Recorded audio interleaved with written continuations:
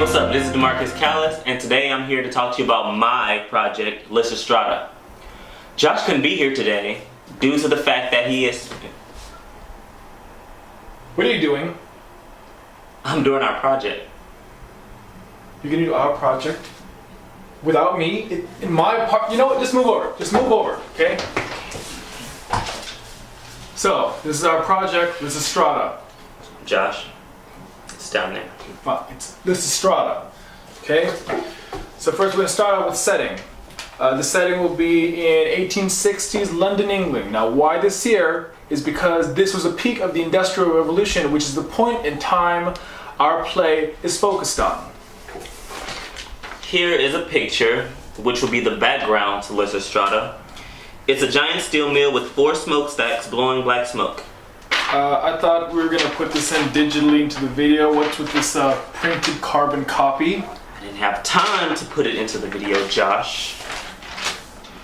We chose this mill because during the time it was the source of the hardship and symbolized the workers' oppression. Alright, on to lighting. The lighting is actually pretty good. The lighting in the play, Nimrod. Okay. I knew that. So the lighting starts off very constricted and very dark, a lot of shadows, to symbolize the women's situation. The men and children are off working in factories while the women are forgotten. But as the play progresses, the lighting gets brighter to symbolize that Lysistrata's plan is working. The colors. The colors are muted colors, earthy tones like beige or gray that blend into the background. Characters. We imagine that most of the women will be in the colors that have just been listed, but Lysistrata will stand out. We imagine she will be wearing a dress of calming blue, maybe a white apron, a little red for seduction. The chorus will be in plain clothes with white bandages that symbolize...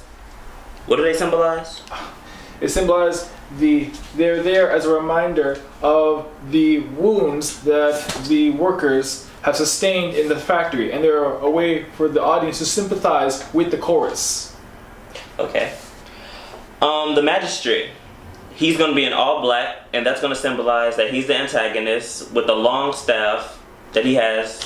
It symbolizes that he has the most power. On that note, a lot of men carried walking sticks around that time, like this one. Most of the men in this play will be carrying walking sticks, not only to satisfy the phallic symbols that Lysistrata is associated with, but also to symbolize the power that men thought they had back then, and which is why the magistrate has a big staff to represent that he has the most power over these men.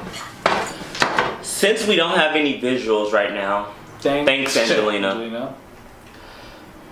DeMarcus and Josh outside the video will present the drawings we would have had if she had done it earlier. But moving on. Casting. We cast Timothy Spall as the magistrate. We think he would be a very good choice because of his similar role as the Beadle in Sweeney Todd, in which he played a man in a very similar position of power. Yes. Lysistrata will be played by Gwyneth Paltrow. She's done a lot of stage acting, and she started her career at Williamston Theatre Festival and appeared in The Greeks. She was also in Shakespeare in Love. The chorus will be played by underground singers. They're not really relevant, and they fade more into the background, which is why I chose underground singers. The theme. The 2 main themes that we focused on. The weak are strong when the cause is just, which means anyone can be strong in the face of fear. And in unity, there's strength, which basically means strength in numbers. This applies to our adaptation of Lysistrata because in the original play, Athens is at war with Sparta. In our production, Athens and Sparta are the names of the companies the men work for, and the women, including Lysistrata, are withholding sex from their husbands to get them to come home. These companies are fighting for resources, such as steel, iron, coal, and even manpower, as countries would fight in wars. This production will appeal to the modern audience because men today are still consumed by their work and tend to forget what's really important, which should be their families. Questions that could be asked are, is there really a difference between war and business? Or how powerful is sex in today's society from back then? Research. We researched one production of Lysistrata called Lysistrata Jones. The director was Douglas Carter Bean, and the first performance was on December 14, 2011 in New York. That was interesting. Oh, the cast of Lysistrata herself was played by Patty Murin. Her best friend Liz McKell was played by Hetera, and Josh Segarra was played by Mick.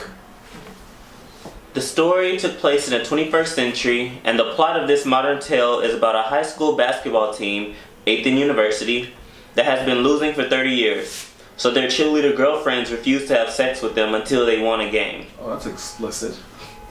The story in the Broadway production and our production are very similar when it comes down to the plot. Well, that's all the time we have for now. Later, folks. Oh, and Josh and DeMarcus outside the video? We better start showing off those pictures. Now. Right now. Cut the camera. I said right now. Cut the camera.